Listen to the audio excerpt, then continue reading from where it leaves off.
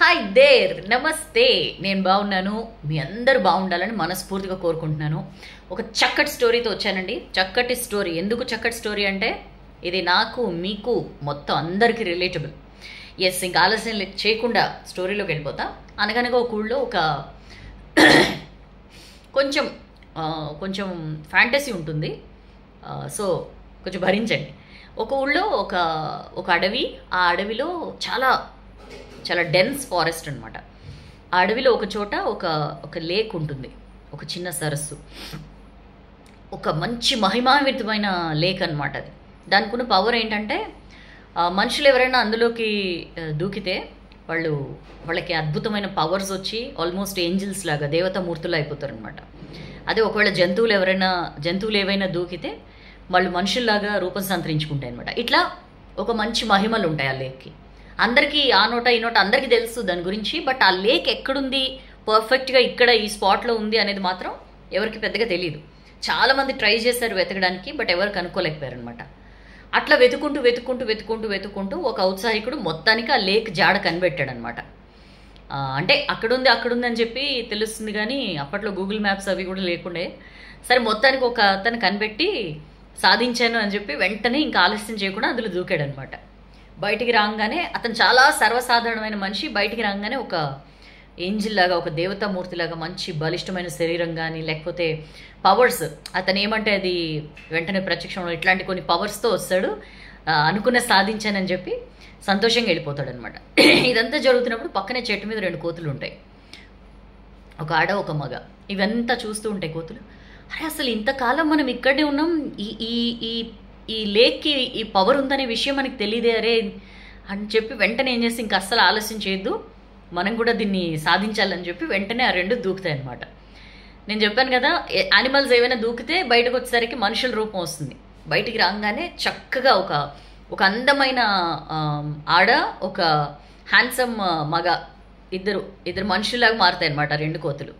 వెంటనే అసలు ఒకళ్ళనొకళ్ళు చూసుకుని అసలు చాలా మైమర్చిపోతారనమాట. ఆహా, అసలు ఏంటి అందం అంతా ఇక్కడే ఉందా అన్నట్టు. అరే, అసలు మనం ఎంత మిస్ అయ్యాం ఇంతకాలం, అది ఇదని చెప్పి మాట్లాడుకుని సంతోషపడతారు. సంతోషపడంగానే పద మనం చక్కగా ఎక్కడికైనా వెళ్ళి మంచిగా బతుకుదాము, మనకి మనుషుల రూపం వచ్చింది అని చెప్పి ఆమె అంటుందన్నమాట.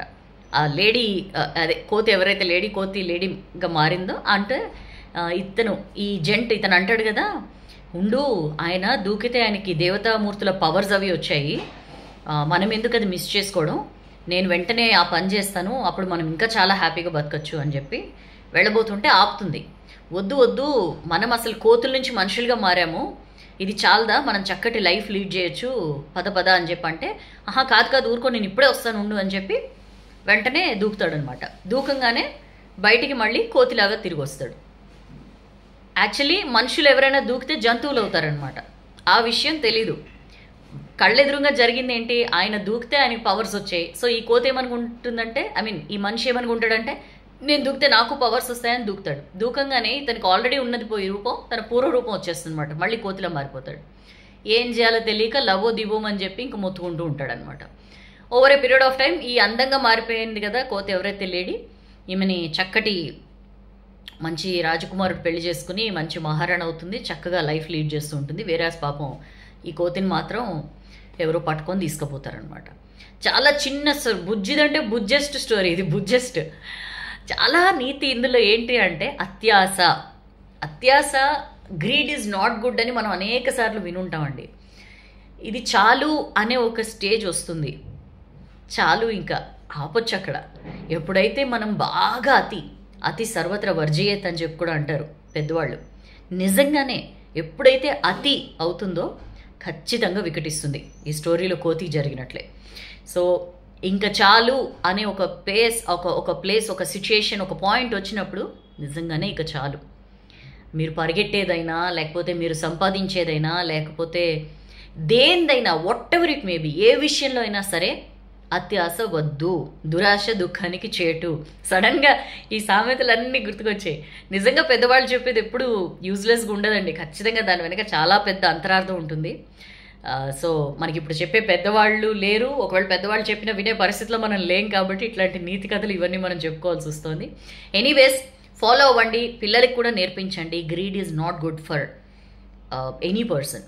ఇది మాత్రం నేర్పించండి. అండ్ ఎస్, స్టోరీ నచ్చితే లైక్ చేయండి, బాగా నచ్చితే షేర్ చేయండి. మీకు ఇలాంటి ఎక్స్పీరియన్సెస్ ఏమైనా ఉన్నాయా? అంటే ఎక్కడో దూకి మనిషిలా కోతిలా మారిపోవడం కాదు, గ్రీడ్ వల్ల, అతిగా ఆశపడడం వల్ల జరిగిన అనర్థాలు ఇలాంటివి ఏమైనా ఉంటే కింద షేర్ చేసుకోండి కామెంట్ సెక్షన్లో, నేను డెఫినెట్లీ చదువుతాను. ఇంకా అసలు ఆలస్యం చేయకుండా వీడియో ముగిస్తాను. ఇంక నుంచి మరింత షార్ట్ వీడియోస్ చేయడానికి ప్రయత్నిస్తానండి, చాలామంది అడుగుతున్నారు. సరే, నా వీడియో భరిస్తున్నందుకు మరీ థ్యాంక్స్. నెక్స్ట్ వీడియోలో కలుద్దాం. స్టోరీ నచ్చితే లైక్ చేయడం, షేర్ చేయడం అస్సలు మర్చిపోకండి. This is your Soujanya signing off.